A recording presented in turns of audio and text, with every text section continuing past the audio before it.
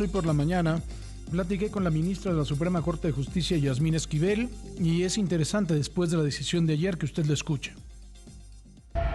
Y precisamente tenemos en la línea telefónica a la ministra Yasmín Esquivel para platicar sobre este tema. Querida Yasmín, ¿cómo estás? Muy buenos días.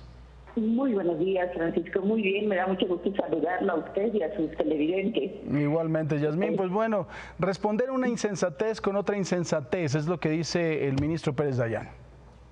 Bueno, fue una discusión intensa, fue unos posicionamientos muy interesantes, y el que generó mayor discusión fue si era procedente o no es procedente las acciones de inconstitucionalidad para revisar reformas constitucionales.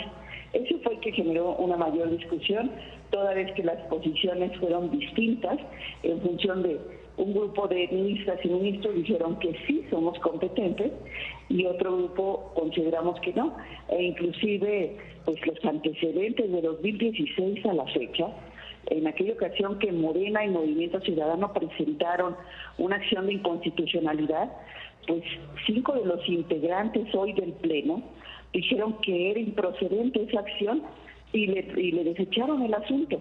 Y ahora que se presenta estas acciones de inconstitucionalidad por diferentes partidos, distintos partidos, el PRI, el PAN, diferentes partidos, se determina que se deben admitir. Esta fue la discusión y es donde la votación efectivamente fue 7-4.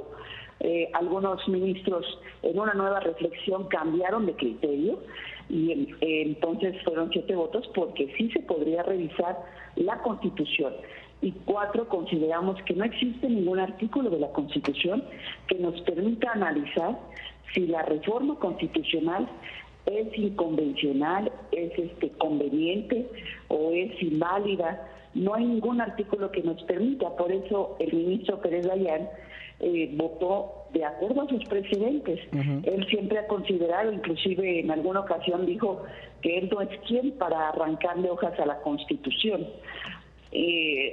Al hablar de que él no iba a responder una insensatez con otra insensatez, pues él se refería que justamente a los precedentes que ha tenido y en consecuencia votó en esa lógica y los demás pues cambiaron de criterio y otros que no se habían pronunciado antes. Pero sí, así fue la discusión, fue lo que más generó problemas y yo soy de la opinión de que en ningún artículo de la Constitución nos faculta para poder revisar lo que hace el poder reformador de la Constitución. Y este poder reformador de la Constitución está integrado por las 2 cámaras en mayoría calificada, las 2 cámaras federales, y la mayoría de los congresos locales, la mayoría simple de los congresos locales. Y esto no lo podemos ya revisar.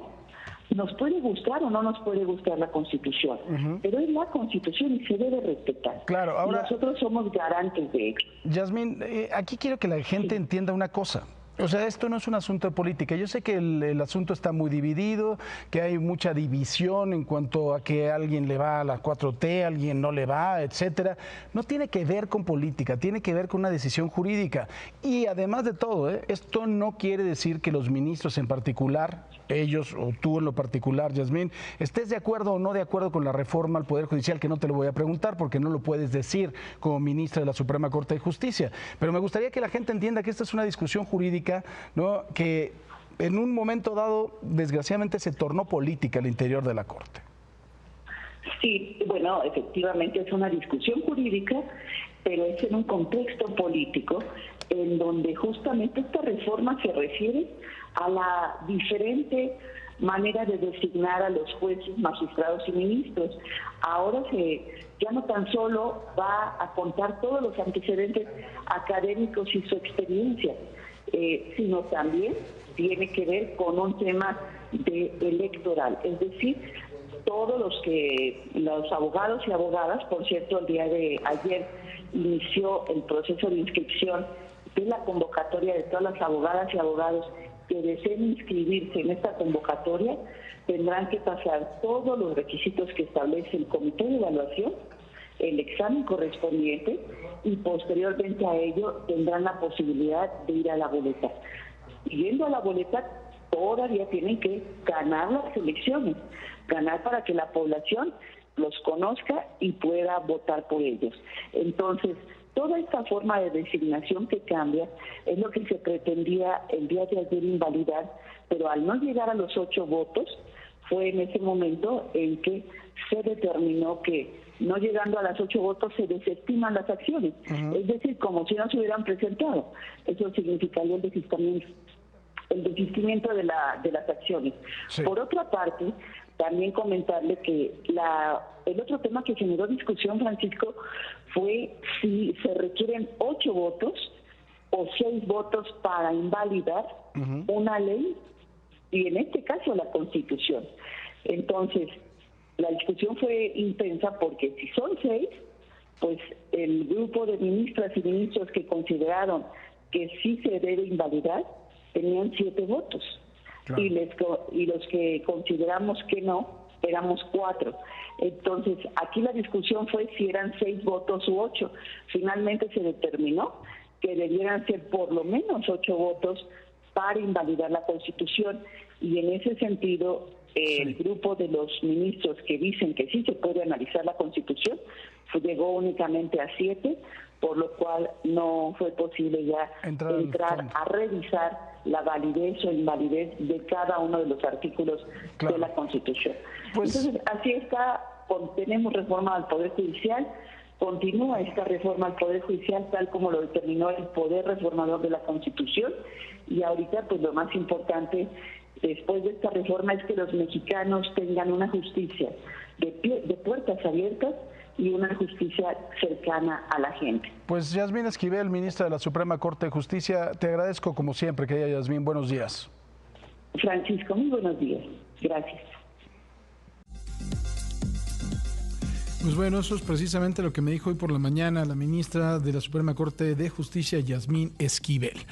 Y yo le reitero, yo estoy de acuerdo con la decisión de la Suprema Corte de Justicia, aunque no estoy de acuerdo con la elección de jueces y magistrados. Va a ser un verdadero desgarriate, y la curva de aprendizaje de verdad, de aquí a que un juez pueda tomar las riendas de un juzgado, pueda entender verdaderamente lo complejo que es una suspensión provisional, la admisión del recurso, ¿no?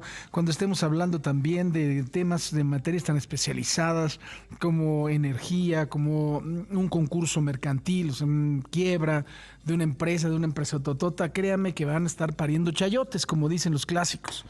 Y me parece que va a ser muy complejo. Ahora, que la Suprema Corte de Justicia hubiera podido meter mano en eso, me parece que el artículo 39, que dice que la soberanía radica esencialmente en el pueblo y que el pueblo tiene el derecho de cambiar su forma de gobierno en todo momento, y el 139 también, sí, el 130, no, es el 39, el 135 del constituyente permanente, a mí me parece que no deja lugar a la interpretación. O sea, desgraciado, afortunadamente tienen esa mayoría, y precisamente cuando se modifica así la Constitución, pues no se le puede interpretar mucho, ¿no? Creo, pero bueno.